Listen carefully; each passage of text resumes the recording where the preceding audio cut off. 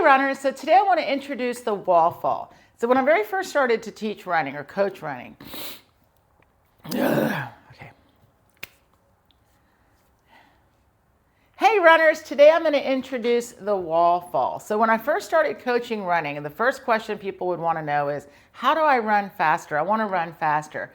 And the thought is always, well, you need to move your arms and legs faster. And initially, you're right, like that is the right thought. However, your arms and legs move faster as a byproduct of speed. So it doesn't actually create speed to move your arms and legs faster. And a really good way to just test this is just to run in place. If I just simply run in place and I move my arms and legs faster, I didn't go anywhere, but I did get tired. So what you want to learn is how to take your body, how to hold it during your run. And what's wild is when you start this, it's called a wall fall. You just take both arms out, keep your knees bent, and just allow your body, your whole body, to simply fall forward. And it's a very strange in the beginning because one, we never fall, or on purpose. We always try to stay upright. When you stand upright, when you're just standing still, the reason you're not falling forward right now when you're standing is because your shoulders are a little bit behind your hips. If standing, you took your shoulders and lifted your torso upright, so your shoulders were a little bit in front of your hips, you will in fact start to travel forward.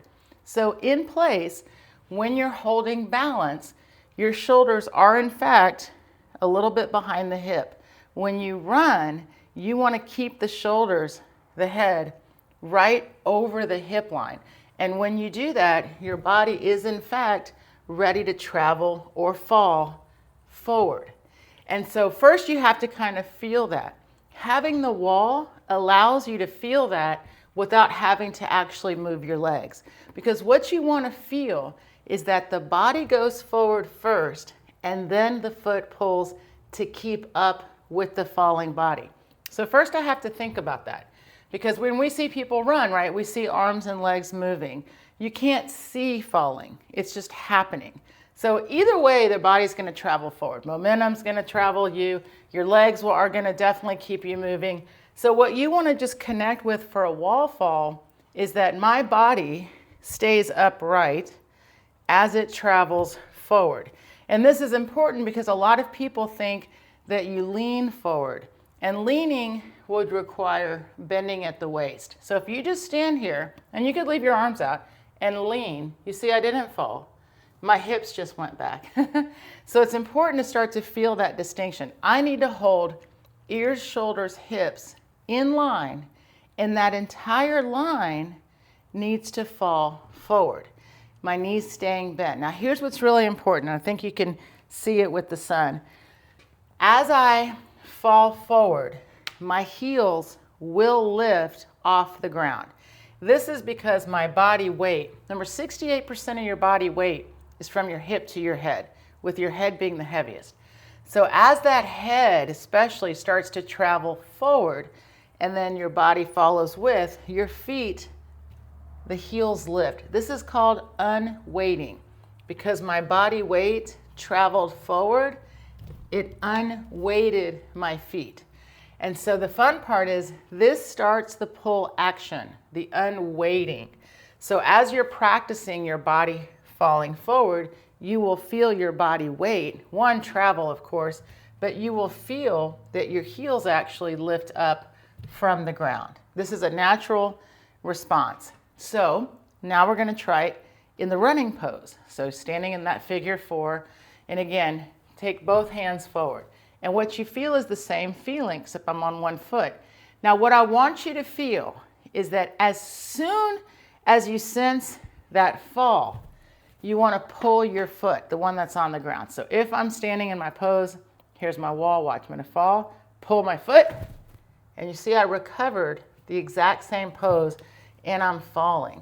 So then I'm learning that what I want to do is pull my foot after my body falls. So then I'm going to pull back a little further from the wall because I'm getting a little braver. So here comes my arms out. Remember, lift your torso up, start that fall, and then up, up, up. See? I pulled my feet up. That up of the pull will keep you traveling. But first you have to let the body fall. So again, I'm going to get a little further back so I can get a few more pulls. So I'm in that running pose, arms out. As soon as I fall, ready? Pull, up, up, up, right? So as I fell, then I pulled my foot. So pose, fall, pull. And the falling part, remember, as you're running, you won't get to feel this feeling. It's happening all the time because we're moving, right? So I have to practice in place that I actually am allowing my body weight to simply fall forward. And then my job, as my body's falling, is to pull my foot. So then what I can feel is if I go a little further from the wall, right? So I'm not going to put my hands out. I'm going to run in place. If I simply lift my torso up, see how I traveled? I was falling, and I could feel it because when I did get to the wall, see, I had to put my hands out, and it stopped my movement. Whereas if I was just running with my legs, right? If I want to use my legs to travel. So I'm here, I'm in place. Only thing I can do is reach or push. Watch. Reach. But I'm not falling. I'm off balance a little bit, but if I reach, see? Not falling. And my foot's behind me. Same thing if I push. If I'm running in place, push. You see, I traveled, but it's all effort. So if you run with effort, with pushing and reaching and pushing and reaching, you will in fact move forward in 100%. And in fact, this action is still happening. The fall is happening. You just won't use it for acceleration. So if you take that time to just fall first, feel it, because it's something you allow to happen. So this is just you telling your brain and your body, this is fine, I'm okay, I'll be all right.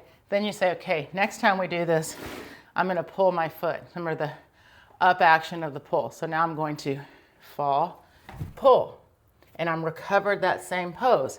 If I move a little further back, pull, pull, pull, pull. See? I had to pull my feet up quicker in order to keep traveling. So that's what happens when you fall more. You're going to run faster. Your feet will actually pull quicker. These things will be, again, a natural byproduct of your run. So just adding a few of these wall falls in before you go on your next run, then start your run in place. Pick a fall point somewhere ahead of you, lift up, and enjoy. But just so you know, when I first started to practice this, I didn't know what to feel. And so we were, I was with a group of people actually when I first did this, and everybody was kind of looking at each other like, not sure what's going on here. Something to keep in mind is that with running, first is a concept I'm learning, right? Because you don't think about running so much as the movement of running. You just go for a run. So if I'm just standing here doing this, people are like, what do I feel? So I'm going to just tell you kind of what you feel. What you feel, what you want to feel is that you're holding your torso lifted. Be engaged here, right? Lift your torso, open your chest, right? Be open, because this is how you want to be when you run. And then that lift is what allows your body, again, to fall forward, to travel. And you have to connect with that. And that lift, the more you're willing to lift and open and fall, then when you're running, that's just how you hold your upper body. And if that's how you're holding your upper body, well, be ready, because you're probably going to go a little faster, which is fine. You can control your fall. In reality, most of us only will ever need to fall about this much. And this is actually a pretty good tempo pace. But we practice this wee fall so that you can get better at it. So you can get stronger. You can get more comfortable holding this line. So all of these reasons for these drills are just to exaggerate what's going to be real, what your reality will be. So the fun part is I practice this. So when I'm running, I can enjoy this. And the fun part is with the falling and the unweighting, when you do pull your foot, it's ideally 2% of your body weight. If you actually pull your foot after your torso has passed, there's no more weight on that foot. And then you reduce the drop foot by half. So I'm pulling 2% of my body weight and landing on less than half. That's the beauty of using gravity, letting your body fall, and then simply pulling to keep up. So check it out, try this drill, let me know what you think. And when you're out running, you don't have a wall here, make one. I use a tree, I use a light post, use something ahead of you and open your chest. Put like a magnet here, magnet there, and that's where I'm falling to. So you always kind of have like, something's lifting me, something's helping me fall forward. All right, guys, thanks for listening as always or watching. If you try it, let me know in the comments. We've had some really good feedback from people. Of course, share this with anyone that's looking to run a little bit faster or just wanting to hold their run a little bit. And of course, if you're already subscribed, thank you. If you haven't, please do. And thank you. Have a great run.